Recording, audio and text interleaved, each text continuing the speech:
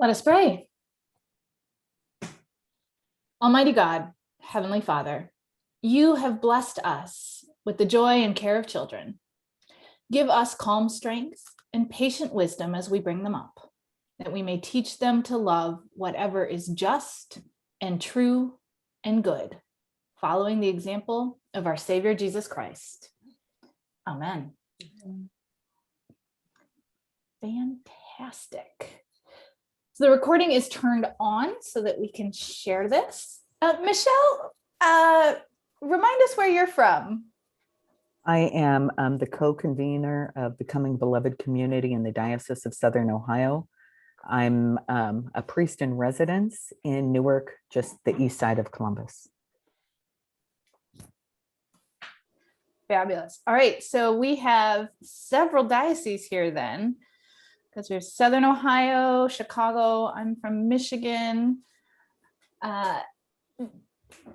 David Fond du Lac, right? Correct. Yes. I have a very hard time keeping Fond du Lac and Eau Claire straight. We're to the east of Eau Claire. You get the water. We got the big water. And Debbie is from Ohio. So fantastic. So Jen and Will, I'm so excited that you all are here to share about what you've done in Lent and tell us about how you got there and what you did and how it went and sharing it. So I'm going to let you guys just take the floor. Awesome. Thank you very much. Just to clarify, how long can we talk for? Because we can go on and on and on. Let's aim for 25 minutes or so. Okay. Perfect. Cool. Well, hello, everyone. I'm Jen. We are Will and I are both in the Diocese of Chicago, but we are at two different parishes. They're both primarily white and similar in some respects, but different in some respects. I would say maybe in terms of the readiness of the parents to talk about racism, or not just the parents, but the whole parish. So some things similar, some things different. I guess the first thing I want to share today, and really emphasize, is that I want to encourage everyone to be brave when you're doing this work. Will and I have heard that over and over again from people of color that served as advisors to us. They're excited that we are embarking on this work and taking it on, and then we ourselves have experienced that we don't know everything, and that's okay. We decided last fall, Will and I kind of met by chance in an online class about talking to kids about racism. It was a secular class. And we quickly realized we were both at Episcopal churches in Chicago, and then started talking offline and I guess kind of lamenting that we really wanted to do something. And it seemed like lots of people in our church and others are talking about it and studying it. And we thought, well, we're not going to be perfect, but let's give this a try. Through these conversations, one of the first things that happened is that we discovered, or I'll say discovered, that doesn't seem correct, but we met with Miriam McKenney. Some of you in Ohio probably know her. And she had a blog post about exploring racism and anti-racism with kids via children's books. And so we met with Miriam, and it was, of course, she's fantastic if you know her. And she really gave us, she was the first person to really encourage us to do this work. It doesn't matter if you're not perfect. It doesn't matter if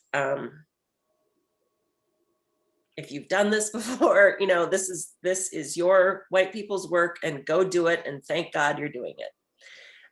So Miriam was actually our advisor throughout, and will continue to be our advisor. So kind of our work that we ended up doing in Lent evolved from, in the beginning, we thought, well, we'll use children's books to talk about anti-racism with kids. And then, you know, we talked more, and then we thought, well, you know, we need some kind of active element to our class. And then we thought, well, we can encourage the children to make Lego structures. And then finally, we landed on this story, which we tell in the manner of godly play. It's not godly play, but it's told in the manner of godly play. And the story is, which is the core of the class. We did other things within our class, but the story is a history of racism, like basically 500 years of racism in our country, told in 5 sessions. So it's a big swing, but we think it worked pretty well, and the feedback that we got reflects that as well. So first, I'll just share some basics. The class we did with kids was 4 weeks, 5 sessions during Lent. And we had, it was all over Zoom. We did 2 sessions on Sunday morning so that parents from our 2 churches could pick kind of an earlier time or a later time to make it more convenient. One thing that we did that was, we feel really important, was we started talking about our work with parents in Advent. We sent out a message saying, hey, we're doing this, you know, and then kind of a reminder. And Will in particular spent time reaching out personally to parents and having personal conversations. And then in January, we convened a book study group. We called it of the book Raising White Kids by Jennifer Harvey.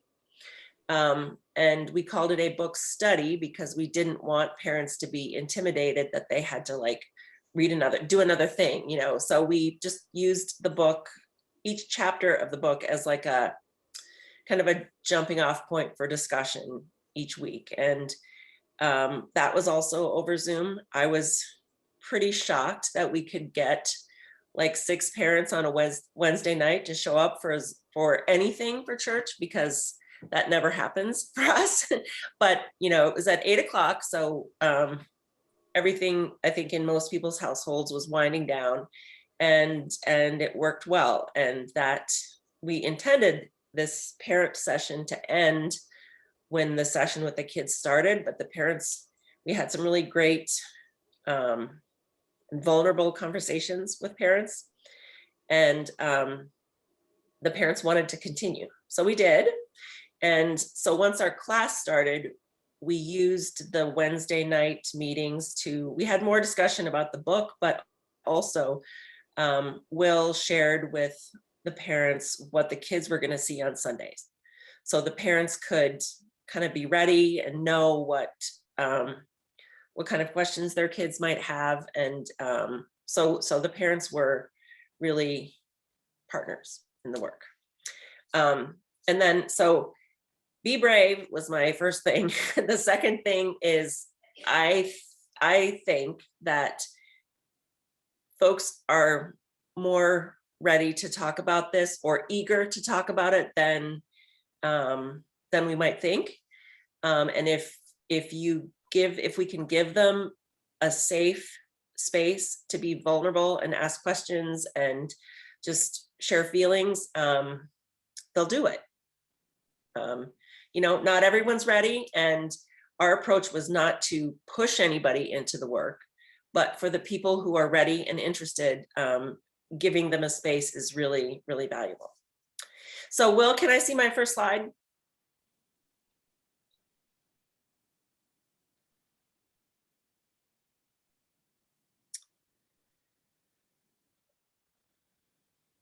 So this is, we share this slide when we begin conversations with adults and parents. And it's kind of a nice way of inviting people, into saying like, I'm scared to death, I'm standing on the diving board, or other people are more ready. And I will say from my own personal experience, it's fluid, right? If you think about, if you have a child or have ever been with a child to a swimming lesson or something that they were really had trepidation about or were anxious, like the little girl on the diving board the first time, then they get used to it and like, oh, it's so fun, I love it, I had a great time. And then, but by the next time you go back, they're right there on the diving board again. And that has also been our personal experience with ourselves in anti-racism work, not just with kids, but in general. Like, it's hard. And, once you get to level, whatever it is, you feel like you've moved up a level, it's not like you can't go back, it's fluid, and we're learning all the time. So if you can, we don't have very many people here. Does anybody want to unmute themselves and say how you feel about talking about anti-racism, either with personal relationships or with folks at church, kids? I love this image so much.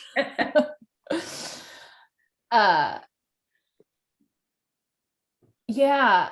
So for me, I'd say I'm sort of in between here, and it really depends on audience. And I think what you were saying about creating space is really helpful. Like, I sort of feel super ironic. I feel more equipped to do this with my own kids than with other people's kids.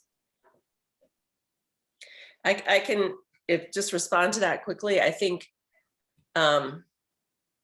if the parents are ready, they will be very, very grateful that you are kind of taking a leadership role, because they don't know what to do or what to say. And I just want to add that we heard from several parents that they were so thankful to be part of a church where we are talking about these things with kids, and naming the fact that our churches were complicit in racism for most of the history of our country. So I think I'm about ready to, did anyone else want to share? Sorry.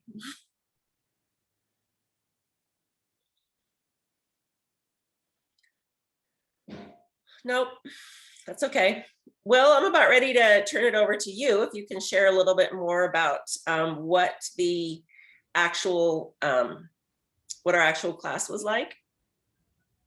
Yes, thank you, Jen.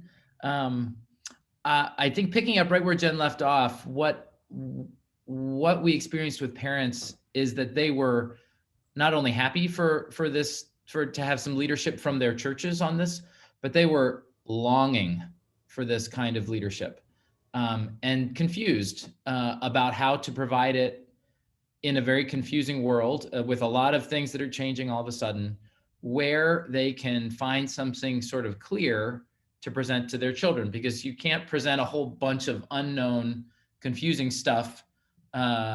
It's helpful to have a direction through it. It doesn't mean that you need to explain everything, but it means that you can give at least one framework, I think, I've found that can anchor us. And of course, we should look to our faith for that framework, right? Like we're in a very privileged position in the church that we actually can talk about our value system very explicitly.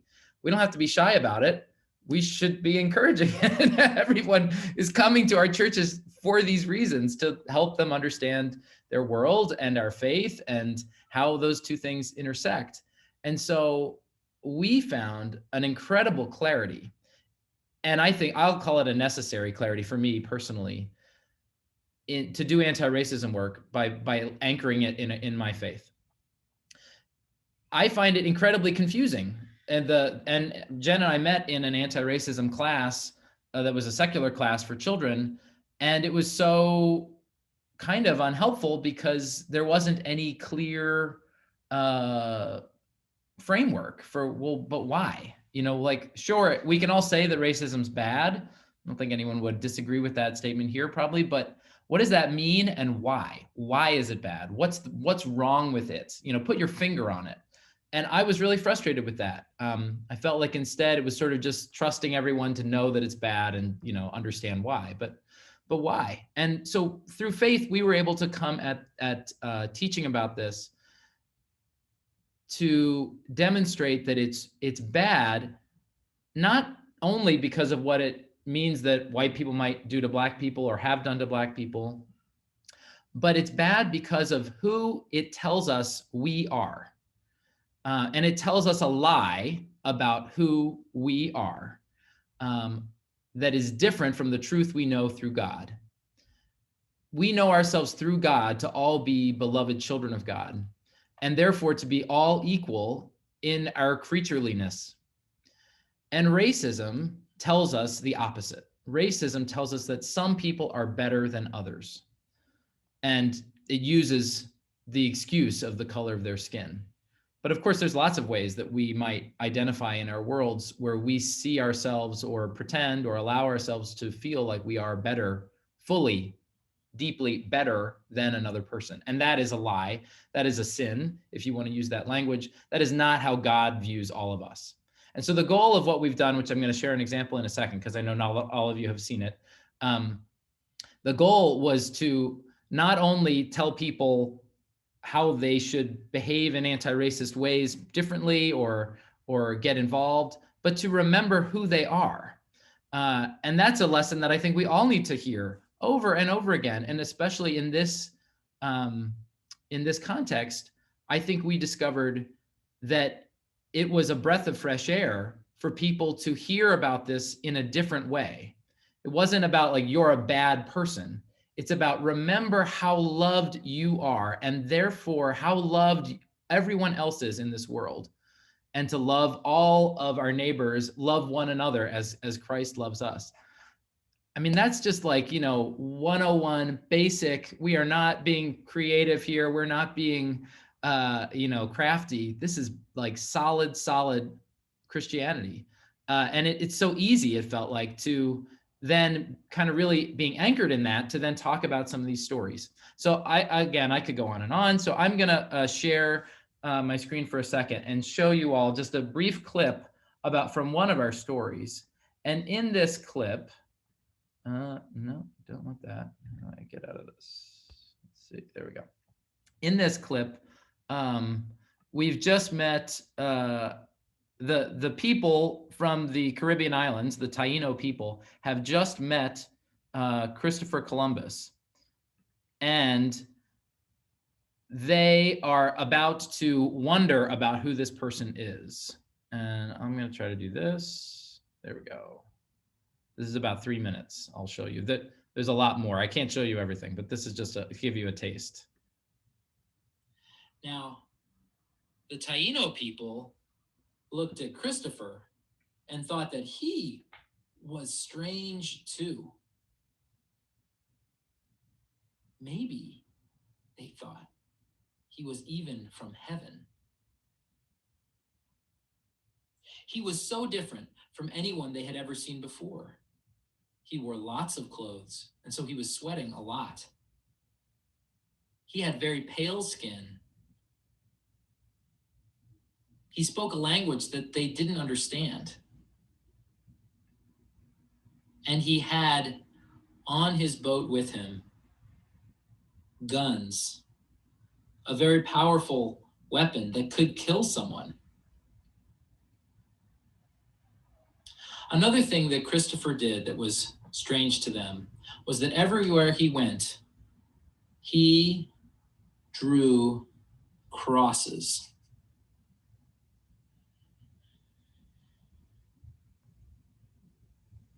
They had never seen a cross before.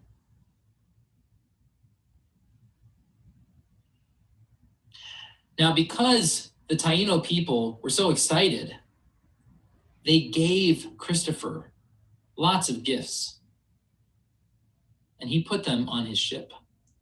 They gave him some of the gold that they wore. They even gave him a mask that was made of gold.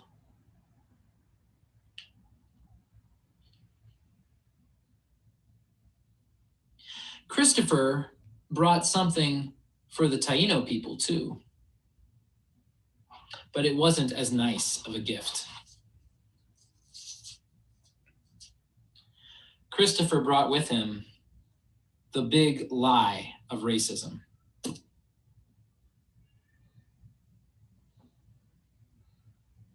Because Christopher thought that he was better than all of these people.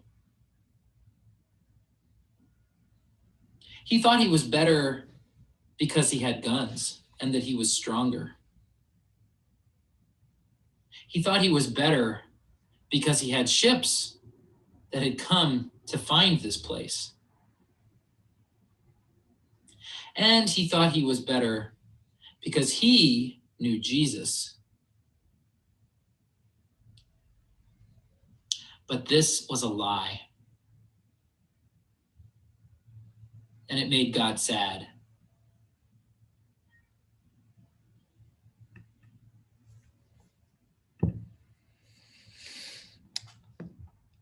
So that gives you a sense. I think you can learn a lot from just watching what we've done, and I encourage you to watch all of them. There are 5 of these stories in videos, which we'll post on our site.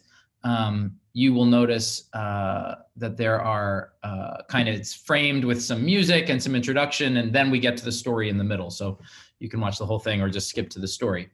I want to point out a couple things. I know we're probably running out of time, Susie, so I want to I'll take probably another 5 minutes, something like that. Is that okay? Okay, good. I just want to kind of unpack a little bit what you saw and why we think it's important. I'll just go briefly because I know we have a lot more to cover and I want to get to our other presenter, but you'll notice what you saw here. Hopefully the framing of the big lie. The very first story that we tell is more anchored in God. And so we begin the story with God and how God created everyone equally. And then we move into these more historical stories. We are not shy. You didn't really see it here, but one of the things that I want to emphasize that I think makes what we did very different is that we are not shy to talk about the really painful, really sad things that happen. And we feel like we can do that because we have a way of explaining it. We're not offloading some really scary, dangerous thing onto children without giving them a framework for understanding why it's bad. And it's bad, again, because of this big lie. We use the chain of the big lie of racism in all of our stories to convey where the badness is. And we use the crosses often to symbolize where God is in the stories. And so that allows us to actually, hopefully, create not just something that's really scary and historical and kind of aggressively, framing Black people as these total victims. Rather, in the next story that we tell, we talk about how even though the transatlantic slave trade was awful and Black people died, and we show Black bodies falling off ships into the ocean, which is a very sad thing, we also say that God was with Black people somehow to come to them in a very deep and sincere way so that they would want to become baptized and that they would look to faith as a way to actually escape all of the oppression that they were under. And we locate really, where's God in that moment in history? God is with the oppressed. God is with Black enslaved people. And the story of what Christians are doing in that times, not every Christian, not every white Christian, but almost all of them, is not very favorable to how we've to this big lie. It's enforcing and maintaining this big lie for their own greed often. It's best if you watch all the stories. It's better than me talking about it. And one of the reasons it's better is because the way that the stories are told, which you got to see, use this godly play style, which encourages wondering and has a lot of space and is very calm.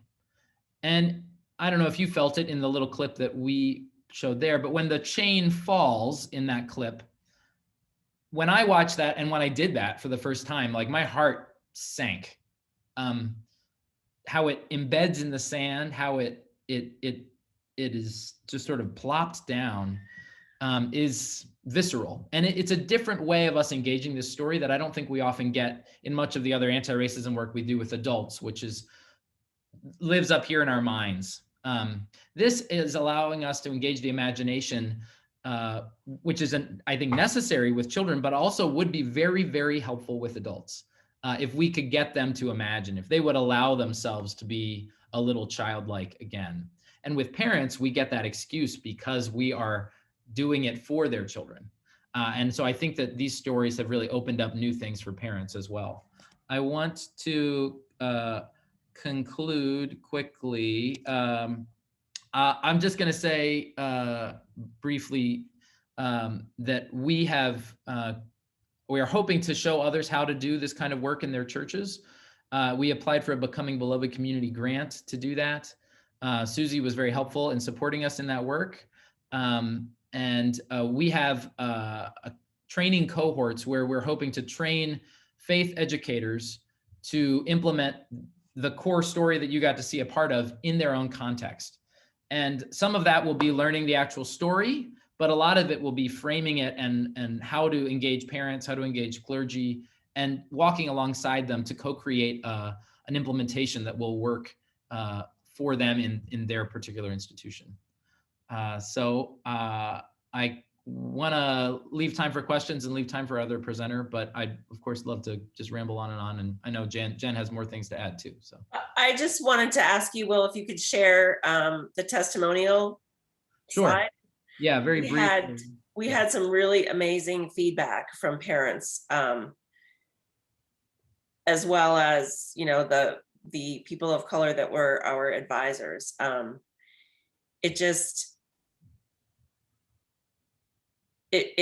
As we were preparing to apply for this grant, we asked folks for testimonials, and I was expecting, you know, a couple sentences or like whatever. I was hoping that people could provide just a couple sentences. And most of the people wrote like 3 or 4 paragraph letters saying how this has specifically impacted them and specific outcomes that happened with their kids that they were so pleased to be able to have a way to talk to their kids about it. And so I don't need to read everything. You guys can read for yourselves, but I encourage anyone who is trepidatious about beginning this work, because it's scary for sure. And but be brave. And we would love it if you want to be brave with us in our cohort. But if not, do the work in your own parish. And that's fantastic. So, and just to be clear on what the cohort will be, it's being co-creators with you. It's not like our story that, you know, Will shared a part of. That's kind of a core thing. But everything else is up to you. Like we did it in 5 weeks in Lent. You might choose to make it a semester in for the program year, or a summer thing, or like whatever it is. But it's just, for us, it's exciting to imagine how other people might use it. And also we think that even like if you wanted to use it in a as kind of a community thing and have your church be a leader in your community in this work, you can, we believe that it can be adapted to talk with Jewish people about it, maybe even Muslims. So we just are excited about how this work can be spread, whether it's with us or not. But So fantastic, you guys. Thank you so much. And for people who don't watch the chat well when you're on Zoom, Will has posted a link to the application to join the cohort, which is virtual. So take advantage of the opportunity to have geography not matter for a while. And also to their website. And Heather sends a resource email out after these meetings, so we'll make sure that that goes on there too. Awesome. We'll feel free to throw questions in the chat, but we're gonna Zoom applause for Will and Jen. And I want to introduce my friend Ginger, who's been a long time associate at a church in the Bay Area and now is coming to us from Massachusetts. Yes. Jen and Will, thank you for that. Gosh, that moment of the chain falling off over the cross got me out of my head, and that was just visceral and really moving. Thank you. So I wanted to talk a little bit about a program that my former parish, I just moved to the Boston area. My spouse got transferred, so now I'm learning Spanish and bothering my spouse basically. But right behind me is a drawing of my previous parish. You can kind of see the idyllic suburban context outside of just north of San Francisco. And I wanted to talk about a program that we participated in for youth, sort of talking about race first at a sort of local regional level, and then at a national level, and then at an international level. And if it's okay with you, I'm gonna sort of drop a bunch of information in the chat at once, and you can screenshot it if you'd like, but I'm not very good at interspersing. So if it's all right, I'll just refer to those different things. I want first to say that I was really more of someone who benefited from this program rather than someone who designed it. So I've put in the chat the folks who really were in leadership. But this program first emerged out of the Diocese of North Carolina. And you can see there's a link there to the first iteration of what was then called Lift Every Voice and Sing that occurred in 2010. And the model is, it's a 3-year summer program for older youth. You could probably revamp it and do it with middle school youth. We focused on high school youth, just because of the distance of travel and the sort of spiritual and emotional maturity it takes of the material that we wanted to share. But in the first year, the model is that that you take a trip in the summer. Ours lasted a week, others have lasted longer, that focuses on exploring issues around racial and economic justice in your local area or your state. So for us, we're in the Diocese of California.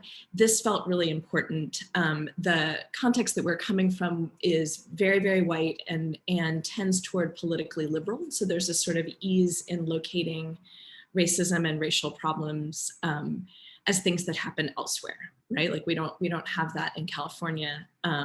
It's a problem of, yeah, exactly. The South kind of carries that shadow for us, right? So it's an effort to really explore some of those issues locally. So in California, in our first summer, we went to Allensworth, which is a really, really interesting, if you ever want to go down a Google rabbit hole, was an effort to establish a sort of utopian all-Black community in the 19th century. They were going to go as far west as the train took them and create this all-Black community where they could escape racism, and with white support, because sort of like Liberia, wouldn't it be fun to get these Black? So we went to Allensworth, we went to Manzanar, which was a Japanese internment camp. We went to Homeboy Industries and met with some of the folks there in LA. We went to the Museum of Tolerance, which is a Holocaust museum in Los Angeles. And we went to Cesar Chavez homestead. He sort of at the time when the physical danger was greatest to him, escaped to this rural area and created this kind of, it almost feels like a summer camp where labor activists could come and meet with him, and it would be sort of a focus of organizing.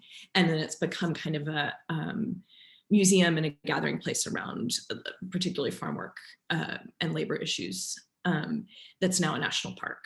That is presided over by a former farm worker. So that was a pretty cool experience.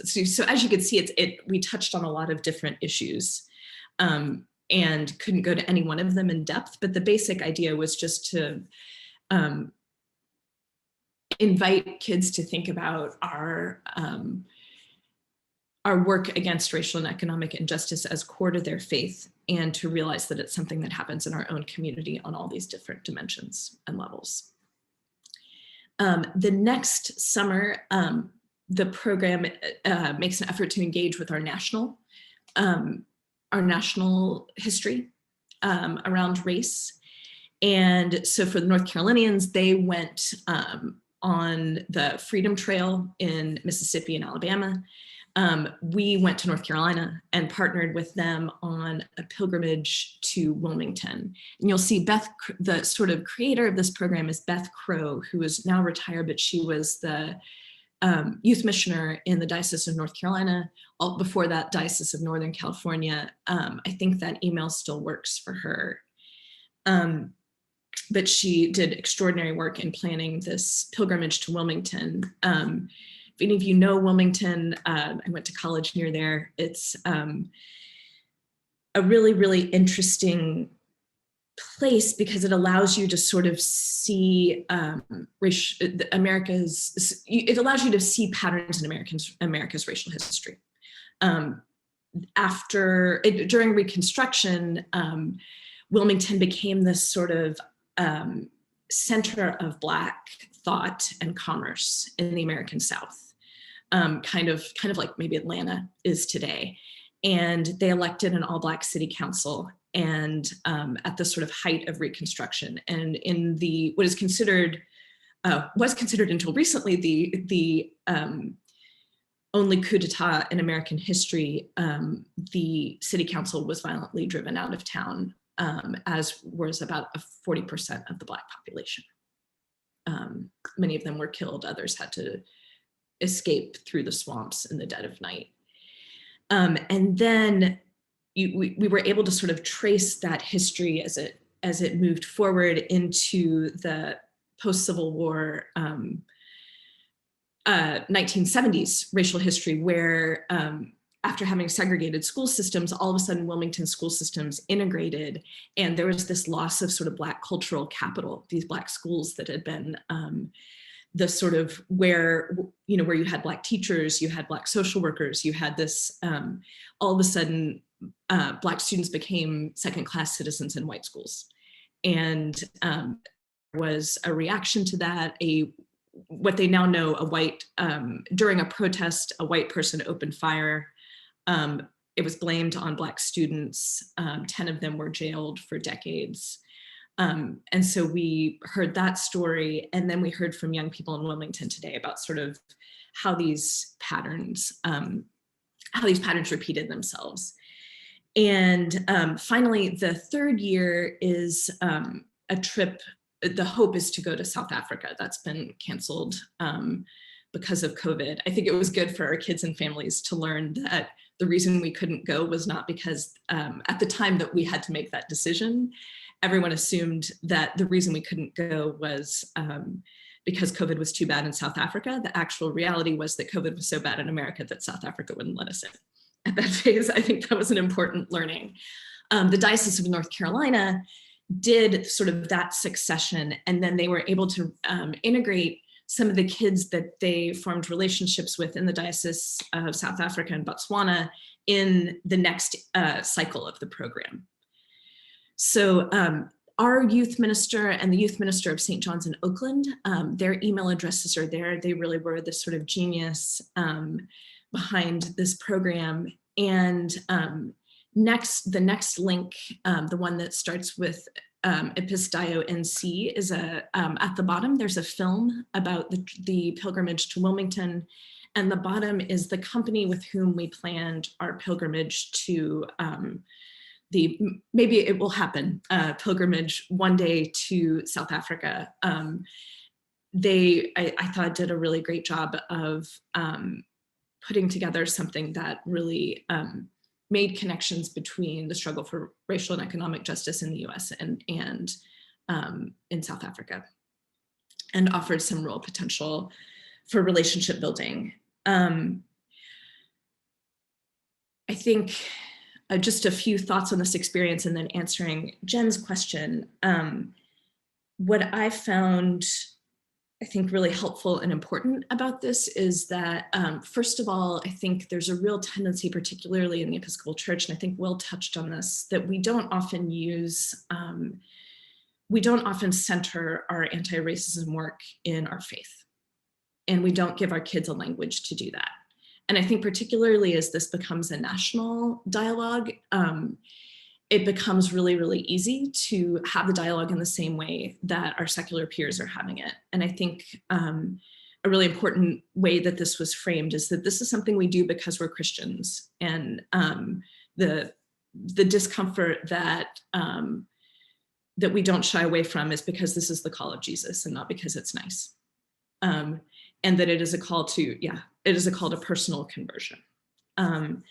So that felt really important, I think, in our planning. I think one of the hardest pieces that I did not anticipate were two things. First is, how do you do this in a way, and this touches, Jen, on your question, in a way that cares, if you have a group of teenagers, in a way that cares for youth of color, exposed to really, really intense stuff, and still challenges white teenagers.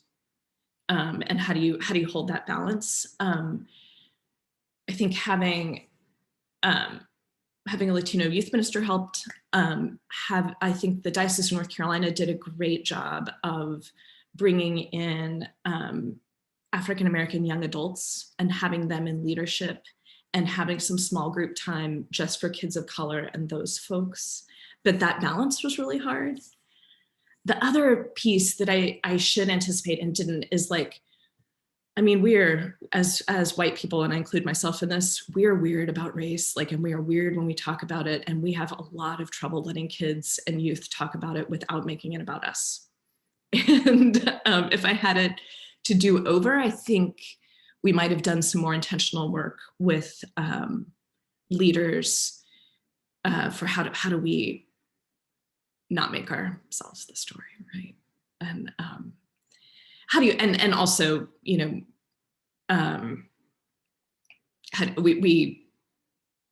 think the beach day, even though, oh my gosh, despite, I feel like I was spraying sunscreen on children as they ran by, they got terrible, terrible sunburns, and it was awful. But those days are important too. This is an intense work. In terms of preparation, so the youth had to commit to a series of meetings before that our youth leader led when we were doing, just with our youth and St. John's Oakland youth when we were doing it in California, and then over Zoom with the team from North Carolina. And we also did some individual work with parents of kids of color to just sort of say hey, this is a more detailed itinerary than the other parents are getting. Do you have any sort of thoughts on how we might want to support your kid? And I don't know the precise content of what was done before. To be really honest, I was in liturgy and they were doing their thing. So Tom or Keller would be able to answer that question in more detail than I did. So yeah, I think it's a really, really helpful program. I think you could do the first 2 years only, and have that be a really full experience. And I think we got a little bit stuck when we came back and that it wasn't entirely clear what next steps youth wanted to take to sort of inhabit this more fully. Yeah. So thank you. And yeah, a huge gift. If you get a chance, I think that the thing that I would most highlight is this Diocese of North Carolina video. And I would really just want to lift them up and lift up Beth Crow as a group that's really thinking deeply and doing this really well. Ginger, thank you so much. I hope they get to go to South Africa at some point. Me too. I would be glad to come out of retirement to accompany you. And yeah, what a great, like, I'm Jen, what a great idea. I feel like that would be such a, because you would have the relationships then with parents and with kids that would, I think, help to deal with some of the pastoral issues that I mentioned, if it starting with a program like what you described. Yeah, definitely copying and sharing with folks in California the work you guys are doing. That was awesome. I have a billion questions, but I want to open the floor to other people who have questions for either Jen and Will or for Ginger. You guys have kind of questions for each other. One thing that might help clarify things for Jen and Will, can you remind me the age frame you guys were working with at your congregations? We in our class that we did, we said age 4, like preschool to 5th grade. And I don't, if you read one of the testimonials, one of those 4-year-olds was one of the ones that had a parent that described a situation that happened at school that she was felt good about. But kindergarten, some 4-year-olds are ready for it, some aren't, but basically through 5th grade. That's as a small church pastor, which is like one of my other hats. Our Sunday school is always age 4 to 5th. Like that is what our Sunday school is age 4 to 5th grade. So and we found that they all participated, all the ages. You know, obviously they have different vocabulary and some different ideas, but they definitely all participated. And it's just, for me, I've spent a lot of time in preschool work, and just this idea that, you know, a 4-year-old or 5-year-old or 6-year-old is not going to, none of them are going to become experts, you know, in anti-racism in one class. But imagine how it would be if you or I started at the age of 4, having language around talking about these things. You know, this is the future. I think this is, if we're gonna try to end this thing, I think this is where we start. Will came up with an analogy that I love, which is kind of a Trojan horse. Like, you start with the kids in your parish and, you know, bring it in, and it becomes kind of a way to a bridge to maybe engaging the other folks, the adults. that is a good analogy.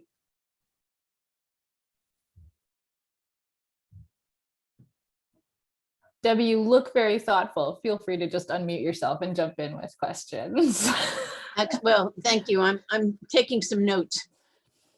Yeah, I'm a paper Trying to note think person. about who I'm meeting. I actually am having lunch tomorrow with the person in our diocese, a young priest who works with churches in terms of children's education and all this. And I want to let her know about all of this, and maybe even if it's not too late to get her into the cohort, because she could then, and she's enthusiastic, and see where they could take this. So it may be more than just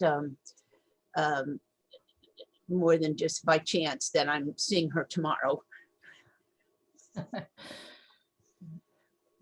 Well, and so as a province network, I'm curious that all 3 of you have done these programs and planning with more than one congregation. And Will and Jen, I know you said your congregations are both predominantly white. Ginger, I don't know much about the two that you were at. I have a hard time imagining a congregation in Oakland is seriously predominantly white, but then also I have no problem imagining that. Yes. So our congregation is very, very white. We had, well, we had 2 kids of color on the trip, but proportionally that's very, and Oakland,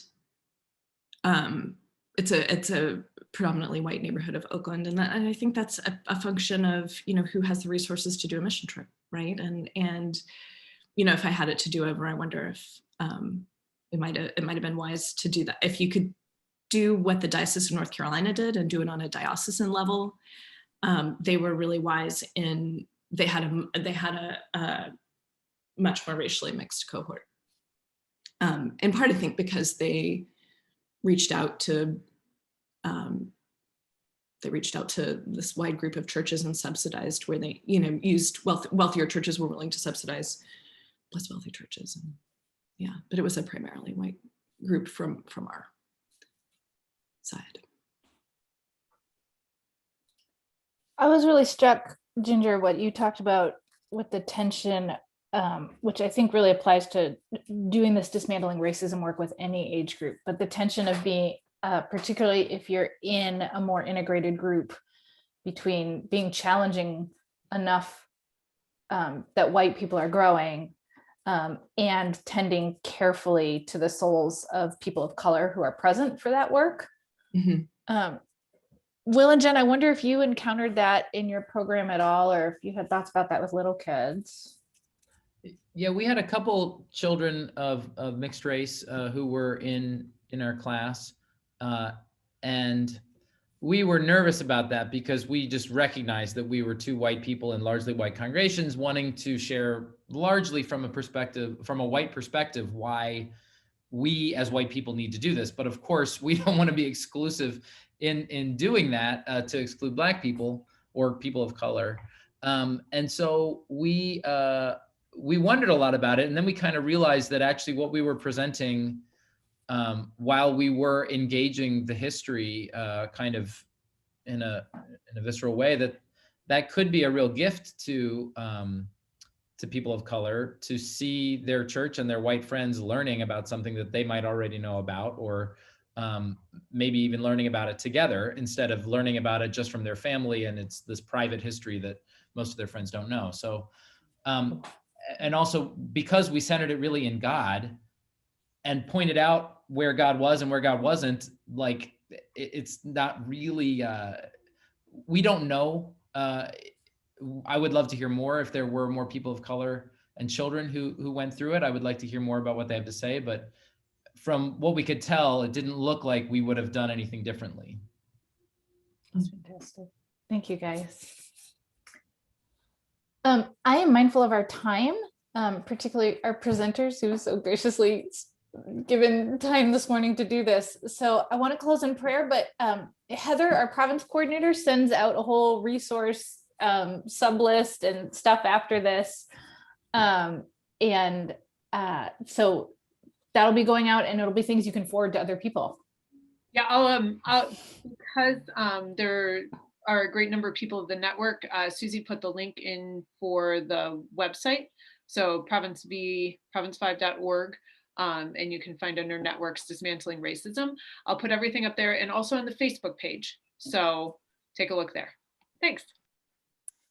I did want to share one quick announcement, which is that on May 25th, there is what is effectively a church-wide memorial service at 8 p.m. for George Floyd. It'll be 1 year since his murder. And it's being coordinated by like 9 different dioceses, including some in Canada. And Presiding Bishop Michael Curry will be offering a sermon reflection at that. And I will put it in our resource list, but it's easy to find on the Diocese of Michigan page.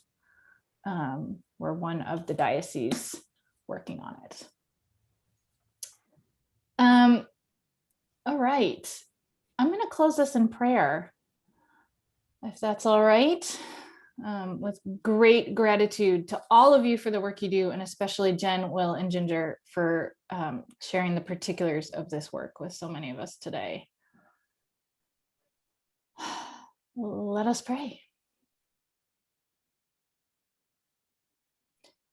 Grant, O God, that your holy and life-giving spirit may so move every human heart, that barriers which divide us may crumble, suspicions disappear, and hatred cease, that our divisions being healed, we may live in justice and peace.